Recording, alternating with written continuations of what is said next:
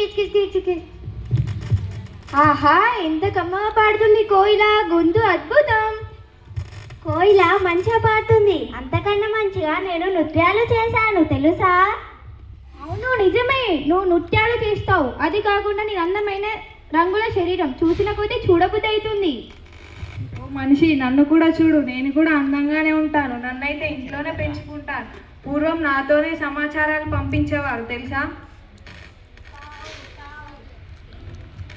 అబ్బబ్బా, ఏంటి అరుపులు? పొద్దు పొద్దునే నీ ముఖం చూస్తే అసలే చిరాకు, అసలే నల్లగా ఉంటావు. ఆ గొంతు వింటే చెవులు తూట్లు పడుతున్నాయి. పో ఇక్కడి నుండి. ఆగు మనిషి, ప్రతిరోజు నీ తిట్లు భరించడం నా వల్ల కాక ఇవాళ మాట్లాడుతున్నాను. నన్ను చూస్తే నీకెందుకు అంత చులకన? నేను చేసిన తప్పేంటి?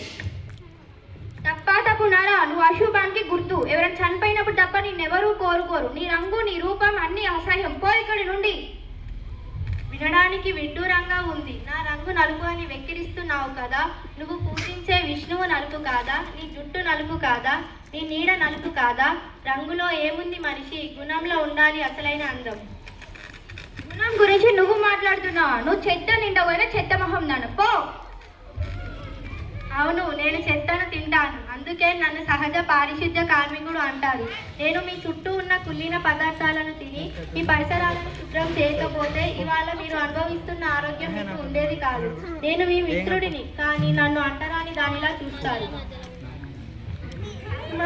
మమ్మ, వీళ్ళు నన్ను కూడా దున్నపోతు బర్రోడ నల్లగున్నావని చాలా అవమానంగా మాట్లాడుతున్నారు. వింటుంటే చాలా బాధ కలుగుతుంది. మనం నోరు లేని జీవులమనే కదా వీళ్ళకి ఇంత. సరే, ఆ విషయం ఒప్పుకుంటా, కానీ ఆ కర్కశమైన అరుపు సంగతి ఏంటి? కోయిలలా పాడలేవా? నేను కోయిలలా పాడలేకపోవచ్చు, కానీ నా అరుపులో ఒక సందేశం ఉంది. ఎప్పుడు మీ ఇండ్ల చుట్టూరే తిరుగుతూ మీ ఆపదలను గమనిస్తూ కావు కావు అంటూ మిమ్మల్ని కాపాడమని దేవుణ్ణి ప్రార్థిస్తాను. నాకొక్క చిన్న ఆహారం ముక్క దొరికినా నా జాతి మొత్తాన్ని పిలిచి తింటాము. మీ మనుషుల్లో దాచుకోవడం, దాచుకున్నది పోతుందని ఎడవడం మాకు తెలీదు. మీకంటే ఐకమత్యం మాలోనే ఎక్కువ. నిజమే కాకి, ఆ పంచుకునే గుణం మా మనుషుల్లో తగ్గిపోయింది. ఈ పితృదేవతలకు పిండం పెడితే ఎవరు తినని దాన్ని నేను తిని మోక్షాన్ని కలిగిస్తాను. అంటే మీ పూర్వీకుల ఆకలి తీర్చే బాధ్యత నాది, కానీ నన్ను గౌరవించే సంస్కారం మీకు లేదు.